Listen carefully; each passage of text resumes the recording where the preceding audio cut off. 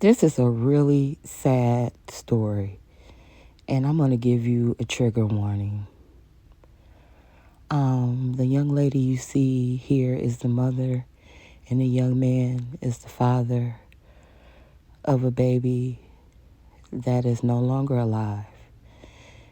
And it was due to the hands of a negligent doctor who had all the necessary professionals around, all the necessary equipment, all the necessary everything to make sure that delivery was done properly.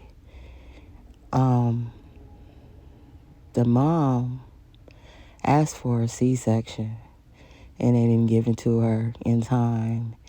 And the baby was unalived in the process. And these motherfucker people covered it up. And she didn't find out how her baby was unalived until they were at the fucking funeral home. This is tragic. And this is very graphic. This is 2023. Even when women speak up, their voices are not heard. This is upsetting me, so I'm going to let you guys listen to the video. Okay. Uh, on July the 9th, 2023, just a few weeks ago, Jessica and Treveon, they were excited. She was 37 weeks pregnant at that time, and they were really, really looking forward to the delivery of their firstborn child. Her water broke at about 10 o'clock in the morning on the 9th. Appropriately, she went over to labor and delivery over the Southern Regional. They admitted her and put her on an IV and gave her some medicine to basically progress the delivery. She labored for about 10 hours, and then probably around 10, or strike that about 8:40 in the evening, she was fully dilated and told her to start pushing. Well, during the course of the pushing, the baby stopped descending. There's something called a shoulder dystocia, fancy word for saying that the baby's shoulders could not fit through the pelvic girdle. It got stuck by the bone there in the pelvic girdle. That was recognized, and what wound up happening after that is just brutal. Dr. St. Julian came in, and she, in the process of trying to deliver this baby, pulled on the baby's head and neck so hard and manipulated them so hard that the bones in the baby's skull, face, and neck were broken. When Dr. St. Julian finally took Miss Ross to the operating room for a C-section, cesarean section, where they cut the belly and deliver the baby through the abdomen, when the womb was open, the feet came out, the body came out, and there was no head. The head was stuck in the vagina, and the head subsequently was delivered vaginally. The baby had been decapitated. Dr. St. Julian was grossly negligent for applying ridiculously excessive force on the baby's head and neck. Dr. St. Julian and the nurses at Southern Regional Medical Center, they were grossly negligent for not getting the help of the on-site in-hospital OB in a timely manner. They have a hospitalist obstetrician who's there on site. And when doctors have problems with delivery, the first thing you do is call them and you get help. You get another perspective, another angle. This was not done in a timely manner, negligently. And then also, the nurses at Southern Regional Medical Center were grossly negligent for failing to advocate and insist in other capacities that Ms. Ross got a C-section quicker, sooner, in a more timely manner. So those are the allegations that we claim in this suit. We just filed it. We're going to be very, very aggressive with the discovery. We're going to put all of these people who were in the room under oath and find out what they have to say specifically about what happened that tragic, tragic evening. That is the essence of our suit. That's the essence of the press conference, and we're going to open things up for open things up for questioning right now. Have you spoken with the hospital? I mean, why do you think they tried to cover this up?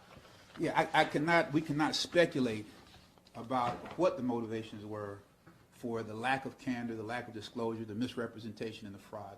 We will find out because we're going to put everybody under oath, and they're going to swear, and they're going to tell us what they were thinking. We don't know. How long did it take Jessica and Treveon to learn what happened to their child? Attorney Lynch, if you would. This is dealing with the fraud and cover-up. The family went in on the 9th for the delivery of the child. They were not notified of what actually happened until the 13th, a few days later.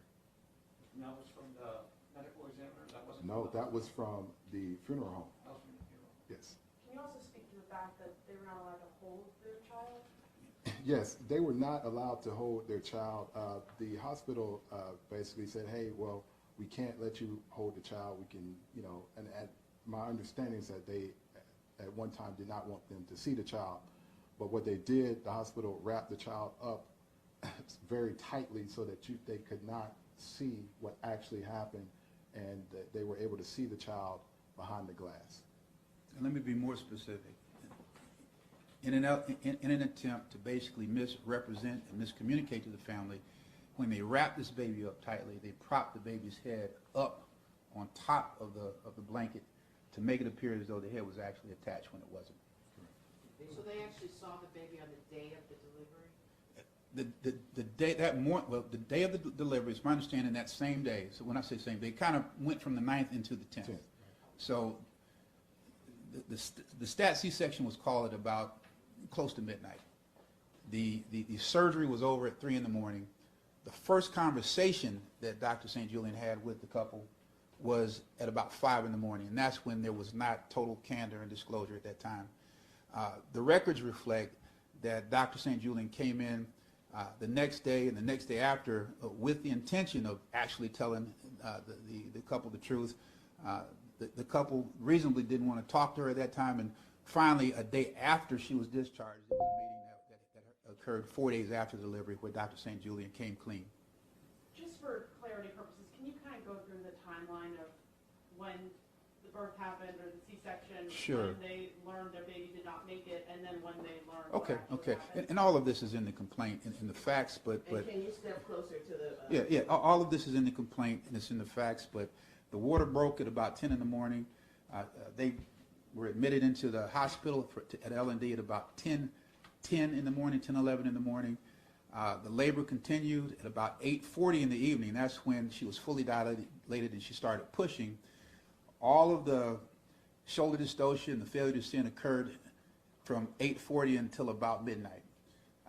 At about 11:49 p.m., after Dr. St. Julian had been manipulating the head and the neck and the like, trying to get this baby delivered, that's when she finally called for the stat C-section. And they took Miss Ross from the labor delivery suite, which is a separate room. The operating room was just right next door. So they rolled through the doors, and then they proceeded and started with the C-section. The C-section, the baby was delivered at about 12:11. That's what the records show. You could go back to the complaint and just verify. But about 10 minutes after rolling the baby back there, the mother back there, the baby was delivered again. Half of the baby first, and then the head a couple seconds after that. And then at 5 in the morning, after the surgery was over at 3 in the morning. At 5 in the morning, that's when Dr. St. Julian came in and gave them the misinformation. Did your clients raise concerns during the delivery about how things were going, and did they feel like they were ignored because of their race? The answer is, in fact, yes. There's going to be more evidence developed in this, but my clients asked for a C-section much sooner than it was ever delivered, while the baby was viable. And I don't know if Jessica or Treveon are willing to talk about just what the emotional impact has been like. I can tell you, we've asked them to do that. They've declined at this point. It's just too overwhelming for them. I mean, that was the plan as of yesterday, but when they were sitting in the conference room, they looked at y'all and said, we just can't do it. Sorry, one more question. Did they feel like insurance or lack of insurance was playing into this at all, and the decision not to go for a C-section sooner? No. All right. My law partner, Keith Lindsay, just has conclusionary remarks. Thank you, Ron. Hey, thank all of you for coming and attending this most important story. It is as horrific as it sounds. We're happy to email copies of the complaint to each and every one of you. We'll get with our paralegal Alexis for that. And then if you have any questions or requests for interviews, contact Ryan Julison. His number is 321-377-6877. Ryan Julison, and that's Julison at